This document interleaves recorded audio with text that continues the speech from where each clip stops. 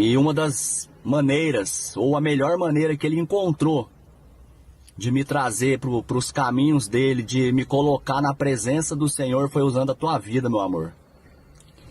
E saiba que eu sou grato a Deus de ter você ao meu lado, de ter você comigo. Entre momentos bons, momentos ruins, momentos medianos. Você nunca desistiu de mim, né? Sempre do meu lado. Você é a mulher virtuosa que a Bíblia fala, né? Você é a mulher sábia. Claro que todos nós temos nossos momentos difíceis, nossos momentos de erro, de acerto. E independente de erro ou acerto, você sempre me faz bem. Eu me completo. Eu sou muito feliz ao seu lado.